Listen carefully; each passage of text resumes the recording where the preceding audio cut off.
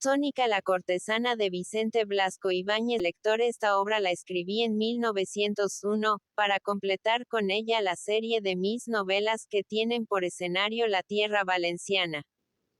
Había publicado ya Arroz y Tartana, Flor de Mayo, La Barraca y Entre Naranjos, que son la novela de la vida en la ciudad, de la vida en el mar, de la vida en la huerta y de la vida en los naranjales. Tenía entonces el proyecto de escribir Cañas y Barro, y para ello estudiaba la existencia de los habitantes del lago de la Albufera. Pero antes de producir esta última obra sentí la imperiosa necesidad de resucitar el episodio más heroico de la historia de Valencia, sumiéndome para ello en el pasado, hasta llegar a los primeros albores de la vida nacional. Y abandonando la novela de costumbres contemporáneas, la descripción de lo que podía ver directamente con mis ojos, produje una obra de reconstrucción arqueológica más o menos fiel, una novela de remotas evocaciones. Con esto realicé un deseo de mi adolescencia, cuando empezaba a sentir las primeras tentaciones de la creación novelesca.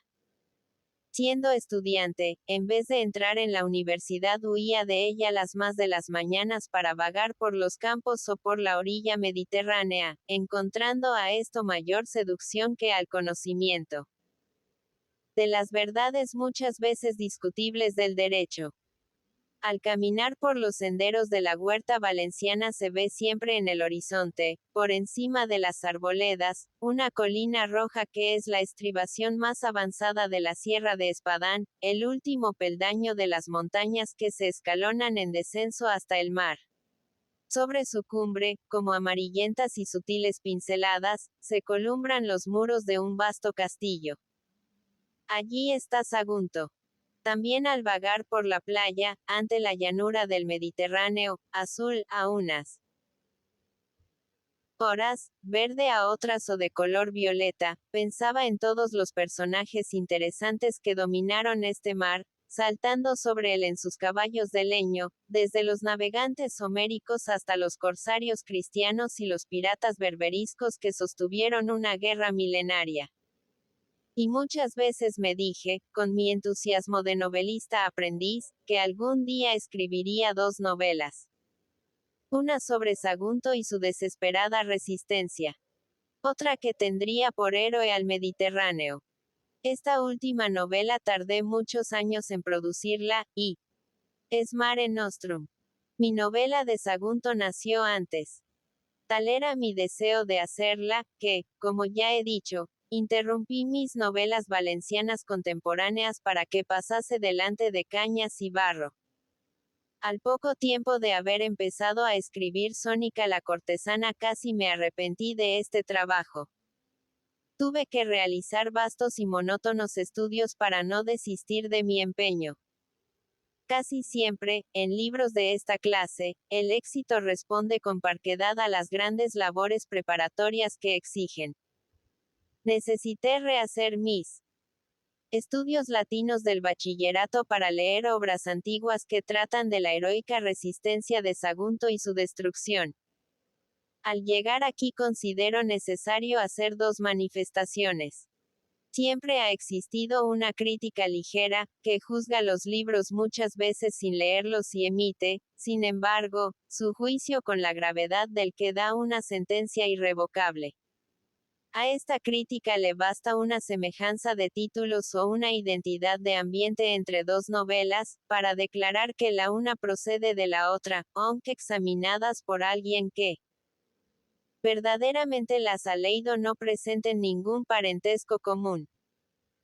Como en Sónica la cortesana uno de los personajes principales, tal vez el de mayor relieve, es Aníbal, y se habla de la llamada guerra inexorable, que Cartago sostuvo con sus mercenarios, algunos, cuando apareció la presente novela, hicieron alusiones, pero con timidez, a Salambó, la obra inmortal de Flaubert. No es necesario insistir en esto. Los que hayan leído ambas novelas saben a qué atenerse. Pero yo aprovecho la Ocasión para declarar lealmente que Sónica es una novela que debe mucho a otro libro.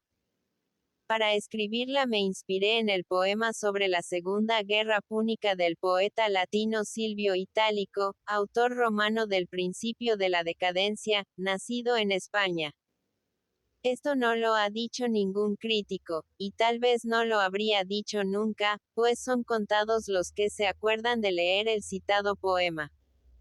Yo, como he manifestado antes, tuve que repasar mi latín para conocer la obra de Silvio Itálico, y algunos de mis personajes secundarios los he sacado de ella, así como determinadas escenas. Dicho poeta no fue contemporáneo de la trágica resistencia de Sagunto, pero la cantó pocos siglos después, pudo conocer todavía frescas las tradiciones orales del famoso suceso, y por ello le seguí con una preferencia especial sobre otros autores de consulta. También debo decir que como Sónica la cortesana se publicó cuando la novela histórica tenía muchos cultivadores, a consecuencia del gran éxito momentáneo de Quo Vadis, del polaco Sienkiewicz, y Afrodita, de Pierre Louis, algunos creyeron que escribí la presente obra por seguir una moda literaria. Ya he manifestado que esta novela la pensé en mis años de estudiante. Luego vi en ella un complemento de mi obra sobre la tierra natal. Había descrito ya la vida valenciana tal como puede verse directamente, y necesité realizar esta excursión por su pasado más remoto. Las promesas entusiásticas hechas en nuestra juventud nos acompañan siempre como un remordimiento si no las cumplimos. Muchas veces. Tendido en la playa a la sombra de una barca o en los cañares que bordean las acequias de la huerta, al ver sobre el azul del horizonte la colina roja de Sagunto y sus baluartes amarillos, prometí a la ciudad heroica que escribiría una novela describiendo su sacrificio. Cuando llegase a ser un novelista. Y cumplí mi palabra. V. B. I. 1923. Capítulo 1. El templo de Afrodita. Cuando la nave de Polianto, piloto saguntino, llegó frente al puerto de su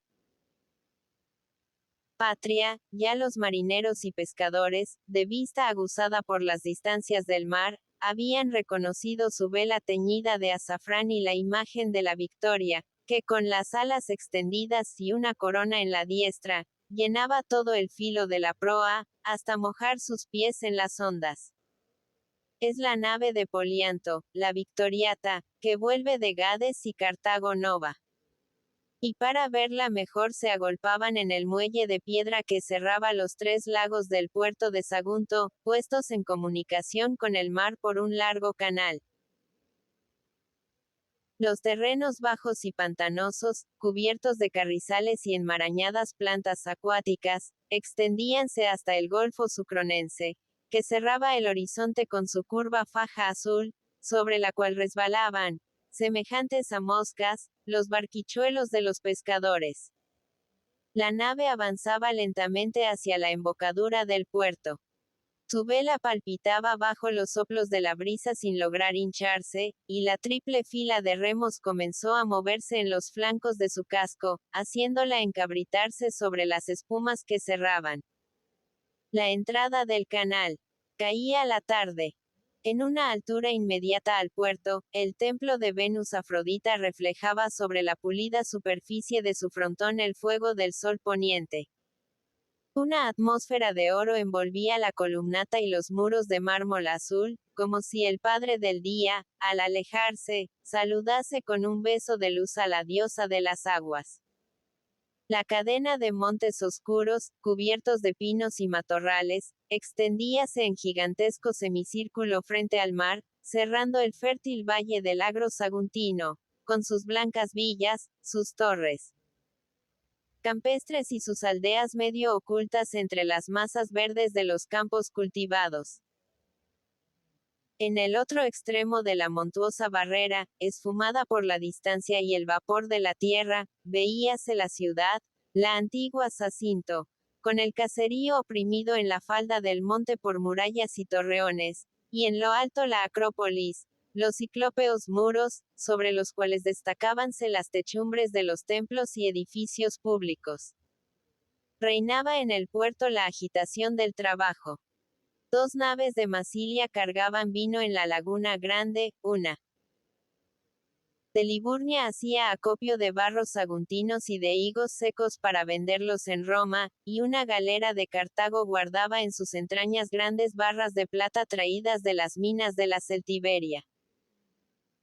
Otras naves, con las velas plegadas y las filas de remos caídos en sus costados, permanecían inmóviles junto al malecón, como grandes pájaros dormidos, balanceando dulcemente sus proas de cabeza de cocodrilo o de caballo, usadas por la Marina de Alejandría, u ostentando en el tajamar un espantable enano rojo, semejante al que adornaba la nave del fenicio Cadmus en sus asombrosas correrías por los mares. Los esclavos, encorvados bajo el peso de ánforas, fardos y lingotes, sin otra vestidura que un cinturón lumbar y una caperuza blanca, al aire la atormentada y sudorosa musculatura, pasaban en incesante rosario por las tablas tendidas del muelle a las naves, trasladando al cóncavo vientre de estas las mercancías amontonadas en tierra. En medio del gran lago central alzábase una torre defensora de la entrada del puerto. Una robusta fábrica que hundía sus sillares en las aguas más profundas. Amarrada a las anillas que adornaban sus muros balanceábase una nave de guerra, una libúrnica, alta de popa, la proa de cabeza de carnero, plegada su vela de grandes cuadros, un castillo almenado junto al mástil, y en las bordas, formando doble fila, los escudos de los Clasiari, soldados destinados a los combates marítimos. Era una nave romana que al amanecer el día siguiente había de llevarse a los embajadores enviados por la Gran República para servir de mediadores en las turbulencias que agitaban a Sagunto. En el segundo lago. Una tranquila plaza de agua donde se construían y reparaban las embarcaciones. Sonaban los mazos de los calafates sobre la madera. Como monstruos enfermos estaban las galeras desarboladas tendidas de costado en la ribera, mostrando por los rasguños de sus flancos el fuerte costillaje o la embreada negrura de sus entrañas. Y el tercero, el más pequeño, de aguas sucias, servía de refugio a las barcas de los pescadores. Revoloteaban en caprichoso tropel las gaviotas, abatiéndose sobre los despojos de la pesca que flotaban a ras del agua, mientras en la orilla se agrupaban mujeres, viejos y niños, esperando la llegada de las barcas con pescado del Golfo Sucronense, que era vendido tierra adentro a las tribus más avanzadas de la Celtiberia. La llegada de la nave saguntina había apartado de sus quehaceres a toda la gente del puerto. Los esclavos trabajaban con lentitud, viendo a sus vigilantes distraídos por la entrada de la nave, y hasta los calmosos ciudadanos que sentados en el malecón, caña en mano, intentaban cautivar las gruesas anguilas del lago olvidaban su pesca para seguir con la mirada el avance de la Victoriata. Ya estaba en el canal. No se veía su casco. El mástil, con la vela inmóvil, pasaba por encima de los altos cañaverales que bordeaban la entrada del puerto. Reinaba el silencio de la tarde, interrumpido por el monótono canto de las innumerables ranas albergadas en las tierras pantanosas y el parloteo de los pájaros que revoloteaban en los olivares inmediatos al fano de Afrodita. Los martillazos del arsenal sonaban cada vez más lentos. La gente del puerto callaba, siguiendo la marcha de la nave de Polianto. Al salvar la Victoriata la aguda revuelta del canal, asomó en el puerto la dorada imagen de la proa y los primeros remos, enormes patas rojas, apoyándose en la tersa superficie con una fuerza que levantaba espumas. La muchedumbre, en la que se agitaban las familias de los tripulantes, lanzó aclamaciones al entrar la nave en el puerto. Salud, Polianto. Bienvenido, hijo de Afrodita.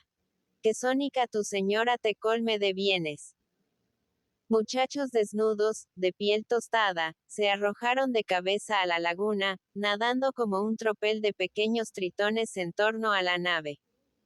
La gente del puerto alababa a su compatriota Polianto, encareciendo su habilidad. Nada faltaba en su nave. ¿Quién podía estar satisfecho de su liberto la rica sónica? En la punta más avanzada del buque, el proreta, inmóvil como una estatua, escrutaba el horizonte con ágiles ojos para avisar la presencia de obstáculos. La marinería, desnuda, encorvaba sobre los remos las sudorosas espaldas, que relucían al sol, y en lo alto de la popa, el gubernador, el mismo Polianto, insensible al cansancio, envuelto en una amplia tela roja, tenía en la diestra el gobernalle del timón y en la otra mano un cetro blanco que agitaba acompasadamente, marcando el movimiento a los remeros. Junto al mástil agrupábanse hombres de extraños trajes, mujeres inmóviles arrebujadas en oscuros mantos. La nave resbaló por el puerto como una libélula enorme, abriendo las aguas silenciosas y muertas con la proa que poco antes atormentaba las olas del Golfo. Al anclar junto al malecón y echar el puente de tablas, los remeros tuvieron que repeler a palos a la multitud, que se empujaba queriendo penetrar en la nave. El piloto daba órdenes desde la popa. Su roja envoltura iba de un lado a otro, como una mancha inflamada por el sol poniente. Polianto. Bienvenido seas, navegante. ¿Qué es lo que traes? Vio el piloto en la orilla a dos jóvenes a caballo. El que le hablaba iba envuelto en un manto blanco. Una de sus puntas le cubría la cabeza, dejando al descubierto la barba en bucles y lustrosa de perfumes. El otro oprimía los lomos del corcel con sus piernas desnudas y fuertes. Vestía el sagum de los celtíberos, una corta túnica de lana burda, sobre la cual saltaba su ancha espada suspendida del hombro. Su cabellera desgreñada e hirsuta lo mismo que su barba encuadraban un rostro varonil y tostado.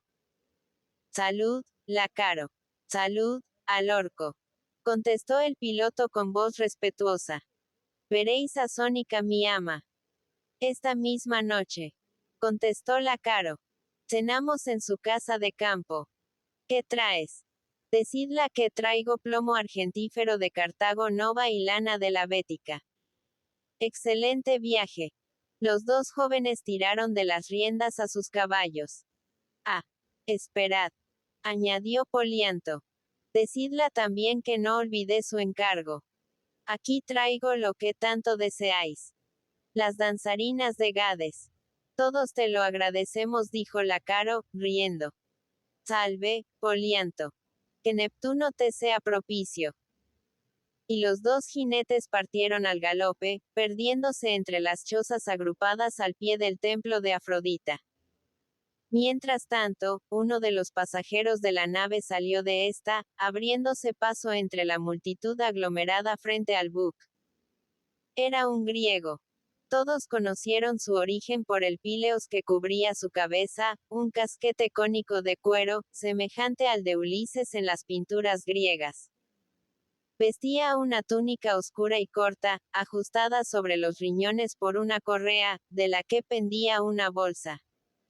La clámide, que no llegaba a sus rodillas, estaba sujeta sobre el hombro derecho por un broche de cobre. Unos zapatos de correas usadas y polvorientas cubrían sus desnudos pies, y sus brazos membrudos y cuidadosamente depilados se apoyaban al quedar inmóvil en un gran dardo que casi era una lanza. Los cabellos, cortos y rizados en gruesos bucles, se escapaban por debajo del píleos, formando una hueca corona en torno a su cabeza. Eran negros, pero brillaban en ellos algunas canas, así como en la barba ancha y corta que rodeaba su rostro. Llevaba el labio superior cuidadosamente afeitado, a usanza ateniense. Era un hombre fuerte y ágil, en plena virilidad sana y robusta. En sus ojos, de mirada irónica, había algo de ese fuego que revela a los hombres nacidos para la lucha y el mando. Caminaba con soltura por aquel puerto desconocido, como un viajero habituado a toda clase de contrastes y sorpresas. El sol comenzaba a ocultarse y las faenas del puerto habían cesado, retirándose lentamente la muchedumbre que ocupaba los muelles. Pasaban junto al extranjero los rebaños de esclavos limpiándose el sudor y estirando sus miembros doloridos. Guiados por el palo de sus guardianes, iban a encerrarse hasta la mañana siguiente en las cuevas del monte inmediato o en los molinos de aceite, más allá de las tabernas de marineros, hospederías y lupanares que agrupaban sus muros de adobes y sus techos de tablas al pie de la colina de Afrodita, como un complemento del puerto. Los comerciantes retirábanse también en busca de sus caballos y carros para trasladarse a la ciudad. Pasaban en grupos consultando las apuntaciones de sus tablillas y discutiendo las operaciones del día. Sus diversos tipos, trajes y actitudes delataban la gran mezcla de razas de Zacinto, ciudad comercial a la que de antiguo afluían las naves del Mediterráneo y cuyo tráfico luchaba con el de Ampurias y Marsella.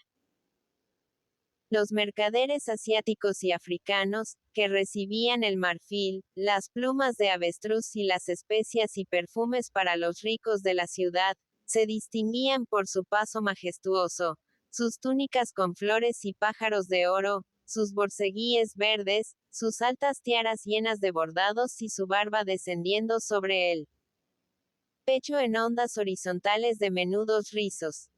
Los griegos charlaban y reían con incesante movilidad, tomando a broma sus negocios. Algunos abrumaban con sus palabras a los exportadores iberos, graves, barbudos, huraños, vestidos de lana burda, y que con su silencio parecían protestar de aquel chaparrón de inútiles palabras. Los muelles quedaron desiertos. Toda su vida afluyó al camino de la ciudad, donde entre nubes de polvo galopaban caballos, rodaban carretas y pasaban con menudo trote los borriquillos africanos llevando en sus lomos algún corpulento saguntino sentado como una mujer. El griego iba lentamente por el muelle siguiendo a dos hombres vestidos con túnica corta, borceguíes y un sombrerillo cónico de alas caídas, semejante al de los pastores helenos. Eran dos artesanos de la ciudad. Habían pasado el día pescando y volvían a sus casas. Ambos lanzaban ojeadas orgullosas a sus cestas, en cuyo fondo coleaban unos cuantos barbos revueltos con delgadas anguilas. Hablaban en ibero, mezclando a cada punto en su conversación palabras griegas y latinas. Era el lenguaje usual de aquella antigua colonia, en continuo contacto, por el comercio, con los principales pueblos de la tierra. El griego, al seguirles por el muelle, atendía a su diálogo con la curiosidad de un extranjero. «Vendrás en mi carro, amigo», decía uno de ellos. «En la hostería de Aviliana tengo mi asno, que, como sabes, es la envidia de mis vecinos. Podremos llegar a la ciudad antes de que cierren las puertas. Mucho te lo agradezco, vecino, pues no es prudente caminar solo cuando pululan en nuestros campos los aventureros que tomamos a sueldo para la guerra con los turdetanos, y toda la gente huida de la ciudad después de las últimas revueltas. Anteayer ya sabes que apareció en un camino el cadáver de Actello, el barbero del foro. Le asesinaron para robarle cuando volvía al anochecer de su casita del campo. Ahora parece que viviremos más tranquilos, después de la intervención de los romanos. Los legados de Roma han hecho cortar unas cuantas cabezas, y afirman que con esto tendremos paz. Detuviéronse los dos un instante para volver sus ojos hacia la Libúrnica romana, que apenas si se veía ya junto a la torre del puerto, envuelta en las sombras de la noche. Después siguieron caminando con lentitud, como si reflexionasen. «Ya sabes», continuó uno de ellos, «que no soy más que un zapatero que tiene su tienda cerca del foro y ha podido reunir un saco de victoriatos de plata para darse una vejez tranquila y pasar la tarde en el puerto con la caña en la mano. No sé lo que esos retóricos que pasean por fuera de la muralla de la ciudad disputando y gritando como furias, ni pienso como los filósofos que se agrupan en los pórticos del foro para reñir, entre las burlas de los comerciantes, por si tiene más razón este o aquel de los hombres que allá en Atenas se ocupan de tales cosas. Pero con toda mi ignorancia, yo me pregunto, vecino, ¿por qué estas luchas entre hombres que vivimos en la misma ciudad y debemos tratarnos como buenos hermanos? ¿Por qué? Y el amigo zapatero contestaba con fuertes cabezazos de asentimiento. Yo comprendo. Continuó el artesano. Que estemos en guerra de vez en cuando con nuestros vecinos los turdetanos. Unas veces por cuestión de riegos, otras por pastos, y las más por los límites del territorio o por impedirles que disfruten de este hermoso puerto, es natural que se armen los ciudadanos, que busquen la pelea y salgan a arrasarles los campos y quemarles las chozas. Al fin, esa gente no es de nuestra raza, y así es como se hace respetar una gran ciudad. Además, la guerra proporciona esclavos, que muchas veces escasean. Y sin esclavos, ¿qué haríamos los hombres? Los ciudadanos. Yo soy más pobre que tú, vecino, dijo el otro pescador. El hacer sillas de caballo no me produce tanto como a ti los zapatos. Pero mi pobreza me permite tener un esclavo turdetano, que me ayuda mucho, y quiero la guerra porque aumenta considerablemente mi trabajo. La guerra con los vecinos, sea en buena hora. La juventud se fortalece y busca el distinguirse. La república adquiere importancia, y todos, después de correr por valles y montes, compran zapatos y hacen componer las sillas de tus caballos. Muy bien. Así, marchan los negocios. Pero ¿por qué estamos hace más de un año convirtiendo el foro en campo de batalla y cada calle en una fortaleza? A lo mejor, estás en tu tienda encareciendo a una ciudadana la elegancia de unas sandalias de papiro a la moda asiática o de unos coturnos griegos de gran majestad, cuando oyes en la inmediata plaza choque de armas, gritos, exclamaciones de muerte, y a cerrar enseguida la puerta, para que un dardo perdido no te deje clavado en tu asiento. ¿Y por qué?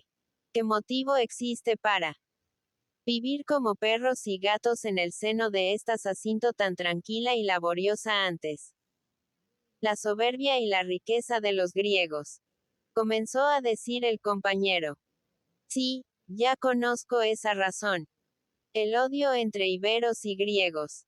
La creencia de que estos, por sus riquezas y sabiduría, dominan y explotan a aquellos. Como si en la ciudad existiesen realmente iberos y griegos. Iberos son los que están detrás de esas montañas que cierran el horizonte. Griego es ese que hemos visto desembarcar y viene siguiéndonos.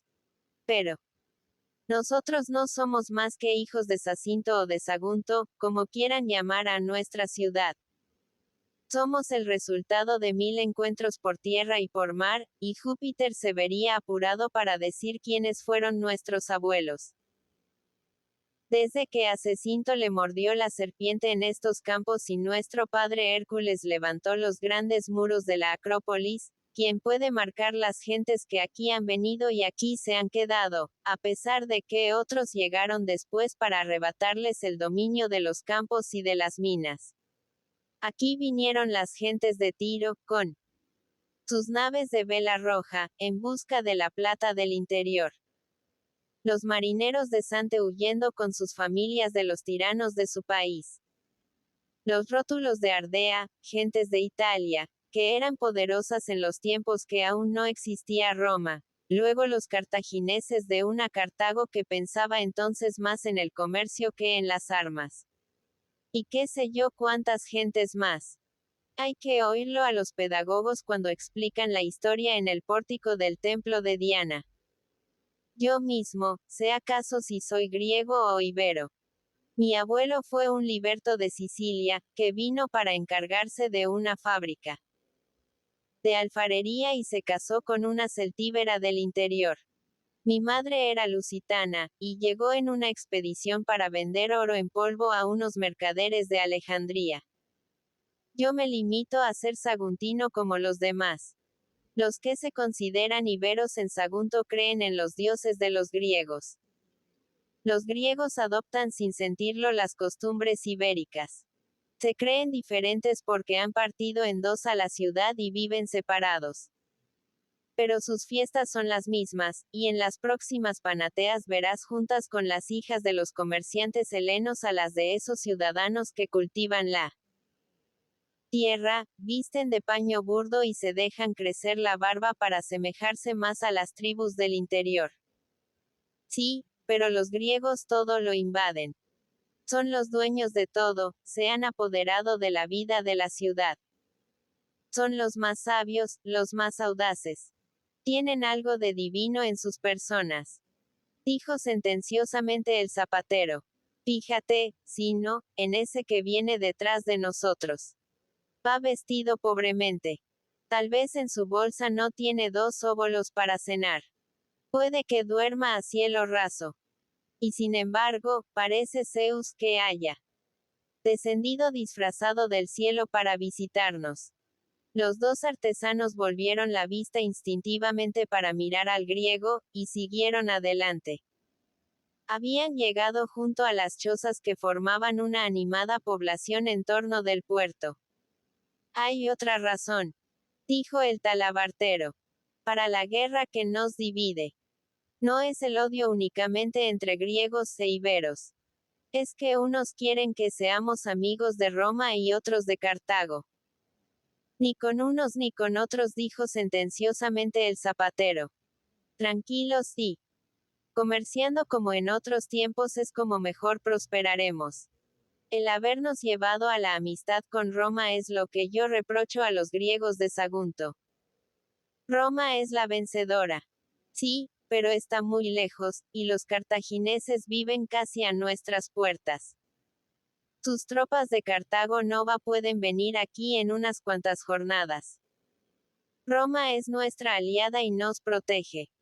Sus legados, que parten mañana, han dado fin a nuestras revueltas decapitando a los ciudadanos que turbaban la paz de la ciudad. Sí, pero esos ciudadanos eran amigos de Cartago y antiguos protegidos de Amílcar. Aníbal no olvidará fácilmente a los amigos de su padre. Cartago quiere paz y mucho comercio para enriquecerse. Después de su fracaso en Sicilia, teme a Roma. Temerán los senadores cartagineses, pero el hijo de Amílcar es muy joven, y a mí me dan miedo esos muchachos convertidos en caudillos, que olvidan el vino y la mujer para desear solamente la gloria. No pudo el griego oír más. Los dos artesanos desaparecieron entre las chozas, perdiéndose a lo lejos el eco de su discusión.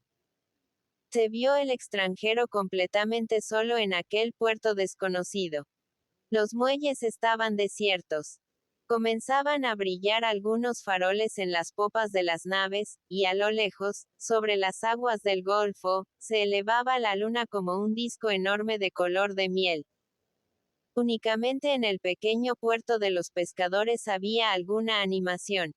Las mujeres, desnudas de cintura arriba y oprimiendo entre las piernas el guiñapo que les servía de túnica, se metían en el agua hasta las rodillas para lavar el pescado, y colocándolo después en anchas cestas sobre su cabeza, emprendían la marcha, arrastrando a sus pequeñuelos panzudos y en cueros. De las naves, inmóviles y silenciosas, salían grupos de hombres que se encaminaban a la población miserable extendida al pie del templo. Eran marineros que iban en busca de las tabernas y lupanares. El griego conocía bien estas costumbres. Era un puerto igual a los muchos que había visto. El templo en lo alto, para servir de guía al navegante. Abajo, el vino a punto, el amor fácil y la riña sangrienta como terminación de la fiesta. Pensó un momento en emprender la marcha a la ciudad. Pero estaba muy lejos, no conocía el camino, y prefirió quedarse allí, durmiendo en cualquier parte, hasta que saliera el sol.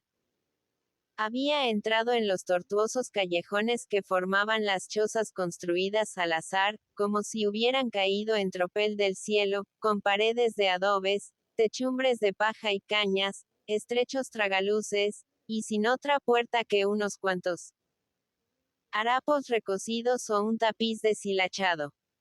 En algunas de exterior menos miserable vivían los modestos traficantes del puerto, los que vendían los víveres a las naves, los corredores de granos, y los que, ayudados por algunos esclavos, traían los toneles de agua desde las fuentes del valle a las embarcaciones. Pero la mayoría de las casuchas eran tabernas y lupanares. Algunas casas tenían junto a las puertas inscripciones en griego, en ibero y en latín, pintadas con almazarrón. El griego oyó que le llamaban. Era un hombrecillo, gordo y calvo, que le hacía señas desde la puerta de su vivienda. Salud, hijo de Atenas, dijo para halagarle con el nombre de la ciudad más famosa de la Grecia. Pasa adelante. Estarás entre los tuyos, pues también mis ascendientes vinieron de allá. Mira la muestra de mi taberna. A Palas Acinia. Aquí encontrarás el vino de la Aurona, tan excelente como los de la Ática. Si quieres probar la cerveza celtíbera, también la tengo. Y hasta si lo deseas, puedo servirte cierto frasco de vino de Samos, tan auténtico como la diosa de Atenas que adorna mi mostrador. Contestó el griego con una sonrisa y un movimiento negativo casi al mismo tiempo que el tabernero locua se introducía en su tugurio, levantando el tapiz para dejar paso a un grupo de marineros. Un poco más allá volvió a detenerse, interesado por un silbido tenue que parecía llamarle desde el fondo de una cabaña. Una vieja arrebujada en un manto negro le hacía señas desde la puerta. En el interior, a la luz de una lámpara de barro colgada de una cadena, veíanse varias mujeres sentadas sobre esteras, en una actitud de animales resignados, sin otra vida que la sonrisa inmóvil que hacía brillar sus dientes. Voy deprisa, buena madre, dijo el extranjero riendo. Detente, hijo de Zeus, contestó la vieja en idioma heleno, desfigurado por la dureza de su acento y el silbido de su respiración entre las encías desdentadas. Al momento conocí que eres griego. Todos los de tu país sois alegres y hermosos. Tú pareces Apolo buscando a sus celestes hermanas. Entra. Aquí. Las encontrarás. Y acercándose al extranjero para cogerle la orla de la clámide, enumeró todos los encantos de sus pupilas iberas, baleares o africanas. Unas, majestuosas y grandes como Juno. Otras, pequeñas y graciosas como las hetairas de Alejandría y Grecia. Pero al ver que el parroquiano se deshacía y continuaba su camino, la vieja levantó su voz, creyendo no haber acertado su gusto, y habló de jóvenes blancos y de luenga cabellera, hermosos como los muchachuelos sirios que se disputaban los elegantes de Atenas. El griego había salido del tortuoso callejón y todavía escuchaba la voz de la vieja, que parecía embriagarse impúdicamente con sus infames pregones. Estaba en el campo, al principio del camino de la ciudad. Tenía a su derecha la colina del templo, y al pie de ella, delante de la escalinata, vio una casa más grande que las otras, una hostería con la puerta y las ventanas iluminadas por lámparas de barro rojo. Dentro, sentados en los poyos, veíanse marineros de todos los países pidiendo vino. En lenguas distintas. Soldados romanos, con su coselete de escamas de bronce, la corta espada pendiente del hombro y a sus pies el casco rematado por una cimera de rojas crines en forma de cepillo. Remeros de Marsella, casi desnudos, con el puñal medio oculto entre los pliegues del trapo anudado a sus riñones. Navegantes fenicios y cartagineses, con ancho pantalón, alto gorro en forma de mitra y pesados pendientes de plata. negros de Alejandría, atléticos y de torpes movimientos, enseñando al sonreír sus agudos dientes, que hacían pensar en espantosas escenas de antropofagia. Celtíberos e iberos, de sombrío traje y enmarañada cabellera, mirando inquietos a todos lados y llevando instintivamente su diestra a la ancha cuchilla. Hombres rojos de las Galias, con luengos mostachos y las encendidas crines anudadas y caídas sobre el cogote. Gentes, en fin, llevadas y traídas, por los azares de la guerra y del mar, de un punto a otro del mundo conocido. Un día guerreros victoriosos y al otro esclavos. Tan pronto tripulantes honestos, como piratas.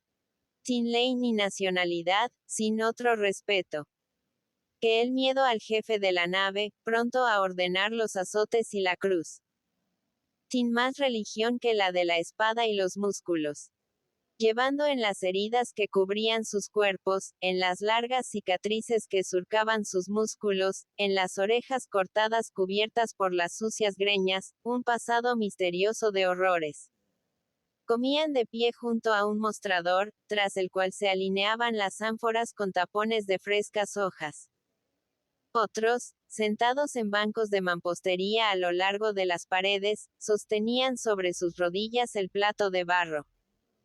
Los más se habían tendido sobre el vientre en el suelo, como fieras que se reparten la presa, y avanzaban sobre los grandes platos sus garras vellosas, crujiéndoles las mandíbulas entre palabra y palabra. Aún no se derramaba el vino en el suelo ni habían pedido la presencia de mujeres. Comían y bebían con una voracidad de fieras, atormentadas por la escasez de las largas travesías y extenuados moralmente por la brutal disciplina de las naves. Viéndose amontonados en un espacio estrecho, respirando mal a causa del humo de las lámparas y los vapores de los platos, sentían la necesidad de conocerse, y entre bocado y bocado cada cual hablaba a su vecino, sin reparar en la diferencia de idioma, acabando por entenderse todos en una lengua compuesta de más gestos que palabras. Un cartaginés relataba a un griego su último viaje a las islas del Mar Grande, más allá de las columnas de Hércules, por un mar gris cubierto de nieblas, hasta llegar a unas costas abruptas, solo conocidas por los pilotos de su país, donde se encontraba el estaño. Más allá, un negro, con grotesca mímica, contaba a dos celtíberos una excursión a lo largo del Mar Rojo, hacia misteriosas playas, desiertas de día, pero cubiertas de noche por movibles fuegos y habitadas por hombres velludos, ágiles como monos, cuyas pieles, rellenas de paja, se llevaban a los templos de Egipto para ofrecerlas a los dioses. Los soldados romanos más viejos contaban su gran victoria de las islas Cegatas, que arrojó a los cartagineses de Sicilia, terminando la guerra, y no les importaba, en su insolencia de vencedores, la presencia de los humillados cartagineses que les oían. Los pastores iberos mezclados con los navegantes querían aminorar el efecto de las aventuras marítimas, y hablaban de los caballos de su tribu y los prodigios de su rapidez, mientras un griego pequeño y vivaracho, para anonadar a los bárbaros y demostrar la superioridad de su raza, decía versos aprendidos en el puerto del Pireo o entonaba una melopea lenta y dulce que se perdía entre el rumor de las conversaciones, el crujido de las mandíbulas y el choque de los platos. Pedían más luz. En la atmósfera de la hostería, las llamas de las lámparas se marcaban apenas como gotas de sangre sobre las paredes negras de hollín. De la inmediata cocina llegaba un hedor de salsas picantes y leña humosa, que hacía toser y llorar a muchos parroquianos. Algunos estaban ebrios y pedían coronas de flores a los esclavos para adornarse como en los banquetes de los ricos. Otros lanzaban rugidos de aprobación al ver cómo se iluminaba el antro con el resplandor sangriento de las teas encendidas por el dueño. Los esclavos iban y venían detrás del mostrador de piedra. volcando las grandes ánforas y corriendo a la cocina para salir inmediatamente, rojos de asfixia, sosteniendo enormes platos. Se esparció el vino por el suelo al volcarse una crátera. De vez en cuando, al asomar a las ventanas los pintados rostros de algunas rameras. Lobas del puerto, que esperaban el momento de hacer irrupción en la hostería. Los marineros la saludaban con grandes risotadas. Algunos fingieron el aullido de la bestia cuyo nombre les servía de apodo, arrojándolas parte de su comida, que se disputaban entre arañazos y chillidos. Los platos eran todos excitantes, para acompañar con un sorbo cada bocado. Los griegos comían caracoles nadando en salsa de azafrán. Las sardinas frescas del Golfo aparecían en ruedas sobre los platos, festoneados de hojas de laurel, y las coronas de pájaros eran servidas cubiertas de salsa verde. Los pastores iberos se contentaban con peces secos y queso duro. Los romanos y galos devoraban grandes trozos de cordero chorreando sangre. Las anguilas de los lagos del puerto eran presentadas con adornos de huevos cocidos, y todos estos platos y otros más iban cargados de sal, de pimienta, de hierbas de olor acre, a las cuales se atribuían las más extrañas cualidades. Todos sentían la necesidad de gastar su dinero, de hartarse y rodar ebrios por el suelo, consolándose así de la vida de privaciones que les esperaba en los barcos.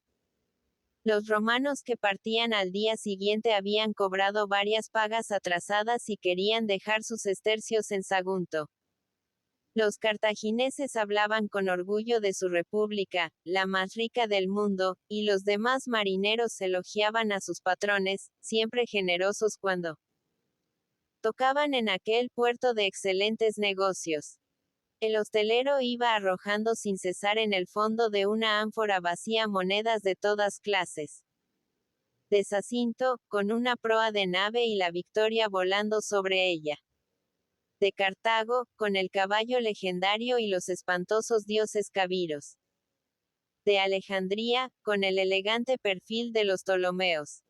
Los nautas más burdos sentían caprichos de potentado, la comezón de imitar durante una noche a los ricos, para poder consolarse en los días de hambre con este recuerdo, y pedían ostras de lucrino, que las naves de Italia traían en ánforas llenas de agua de mar para los grandes comerciantes de Sagunto, o el oxigorum, que los patricios de Roma pagaban a considerable precio. Tripas de pescado salado preparadas con vinagre y especias, que despertaban el apetito. El vino negro de la Aurona y el rosado del agro saguntino parecían despreciables a los que tenían dinero. Despreciaban igualmente el de Marsella, hablando de la pez y el yeso empleados en su preparación, y pedían vinos de la Campania, Falerno, Masica o Secubo, que, a pesar de su precio, bebían en simbas, vasos de barro en forma de barca, capaces de contener gran cantidad de líquido. Junto con los platos calientes y la variedad de bebidas, desde la cerveza celtíbera a los vinos extranjeros, aquellos hombres devoraban enormes cantidades de verduras y de frutas, hambrientos, por las largas permanencias en el mar, de los productos de los campos. Se arrojaban sobre los platos cubiertos de hongos, comían a puñados los rábanos aderezados con vinagre, los puerros, las acelgas y los ajos, y los montones de frescas lechugas de las huertas del agro desaparecían rápidamente, dejando cubierto el suelo de hojas sucias. Contemplaba el griego este espectáculo desde la puerta, entre unos marineros que no habían encontrado lugar en la hostería. A la vista del rudo banquete, el extranjero se acordó de que no había comido desde por la mañana, cuando el encargado de los remeros de la nave de Polianto le dio un pedazo de pan. La novedad del desembarco en una tierra desconocida había hecho callar hasta entonces a su estómago, acostumbrado a las privaciones. Pero la vista de tantos manjares le hizo sentir el zarpazo del hambre, e instintivamente avanzó un pie dentro de la hostería, retirándolo inmediatamente. ¿Para qué entrar? La bolsa que colgaba sobre su vientre contenía papirus atestiguando sus hechos pasados. Tabletas para anotaciones que ayudaban a su memoria. Guardaba también las pinzas de depilar y un peine, todos los menudos objetos de que no se despojaba un griego amante del cuidado de su persona. Pero por más que buscase en ella, no encontraría un óvulo. En la nave le habían admitido gratuitamente al verle vagar por los muelles de Cartagonova, porque el piloto respetaba a los griegos de la Ática. Se veía solo y hambriento en un país desconocido, y si entraba en la hostería pretendiendo comer sin presentar dinero, le tratarían como a un esclavo, arrojándolo a palos. Atormentado por el olor de las viandas y las salsas, prefirió huir, arrancándose a este suplicio, y al retroceder tropezó con un hombre alto, sin más traje que un sagum oscuro y unas sandalias con las correas cruzadas hasta las rodillas. Parecía un pastor celtíbero. Pero el griego, al tropezarse con él y cruzar una rápida mirada, sintió la impresión de que no veía por primera vez aquellos ojos imperiosos, que hacían pensar en los del águila posada a los pies de Zeus. El extranjero levantó los hombros con indiferencia. Lo que deseaba era acallar el hambre, dormir, si le era posible, hasta la salida del sol. Y huyendo de aquella barriada miserable, iluminada y ruidosa, buscó un sitio donde descansar, encaminándose al fano de Afrodita. El templo, situado en lo alto de la colina, tenía una ancha escalinata de mármol azul, cuyo primer peldaño arrancaba del muelle. Sentóse el griego en la pulida piedra, proponiéndose esperar allí la llegada del día. La luna iluminaba toda la parte alta del templo. Los ruidos de las casas del puerto llegaban hasta él amortiguados por la gran calma de la noche, en la que se fundían el lejano murmullo del mar, el estremecimiento rumoroso de los olivares y el monótono canto de las ranas albergadas en las marismas. Varias veces oyó el griego un grito estridente y lúgubre semejante al aullido del lobo. De repente sonó a sus espaldas. Su nuca sintió un soplo cálido, y al volverse vio a una mujer que se inclinaba hacia él con las manos en las rodillas. Sonreía con una expresión estúpida que desgarraba su boca, dejando al descubierto las encías, en las que se marcaban algunos claros. Salud, hermoso extranjero. Te he visto huir del bullicio, y como debes aburrirte en la soledad, vengo a buscarte para que seas feliz. ¿Qué? No puede ser. El griego la reconoció al momento. Era una loba del puerto, una de aquellas desdichadas igual a las que había visto pulular en los desembarcaderos de todos los pueblos. Cortesanas cosmopolitas y miserables, amantes de una noche de hombres de todos los colores y razas, sin más voluntad que la de caer de espaldas, con unos cuantos óbolos en la mano, sobre una piedra o a la sombra de una barca. Eran hetairas decadentes sumidas en el embrutecimiento, esclavas fugitivas que buscaban la libertad en la prostitución, la miseria y la embriaguez.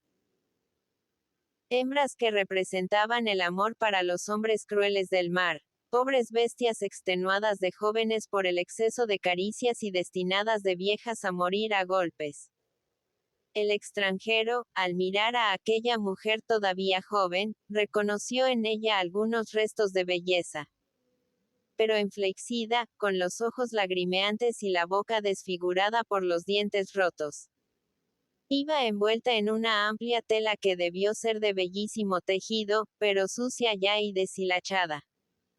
Sus pies estaban descalzos, y la enmarañada cabellera se sostenía graciosa con una peineta de cobre, a la que la infeliz había añadido algunas flores silvestres. Pierdes el tiempo, dijo el griego con bondadosa sonrisa. No tengo ni un óvulo en mi bolsa. El acento dulce de aquel hombre pareció intimidar a la pobre cortesana. Era una criatura acostumbrada a los golpes.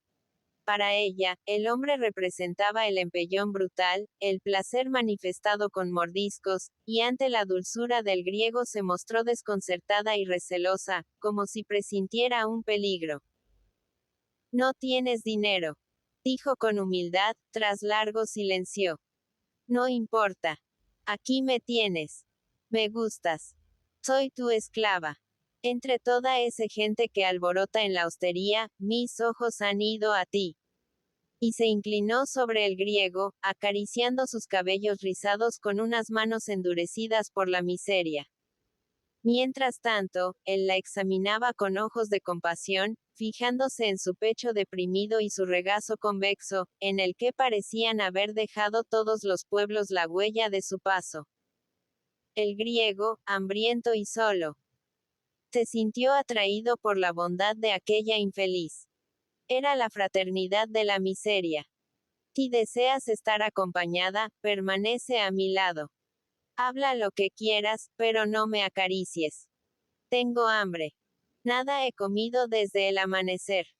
Y en este momento cambiaría todas las dulzuras de Citerea por la pitanza de un remero. La loba se incorporó a impulsos de la sorpresa. Hambre tú. Tú desfalleces de hambre, cuando yo te creía alimentado con la ambrosia de Zeus. Y sus ojos delataban él. Mismo asombro que si viera a Afrodita, la diosa de blancas desnudeces guardada arriba en su templo, descender del pedestal de mármol, ofreciéndose con los brazos abiertos, por un óbolo, a los marineros del puerto. Espera, espera, dijo con resolución, después de reflexionar un rato.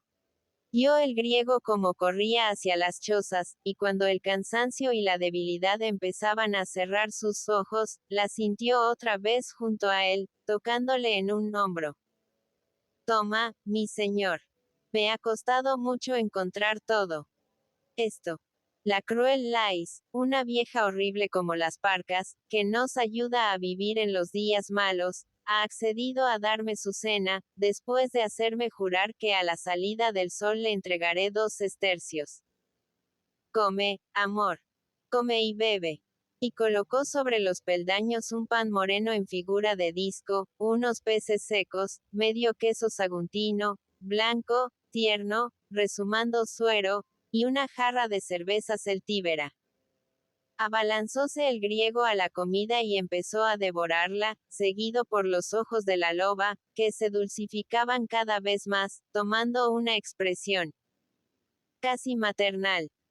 Quisiera ser tan rica como Sónica, una que, según cuentan, empezó como cualquiera de nosotras, y es dueña de muchas naves, y tiene jardines hermosos como el Olimpo, y tropas de esclavos, y fábricas de alfarería, y medio agro es de su propiedad.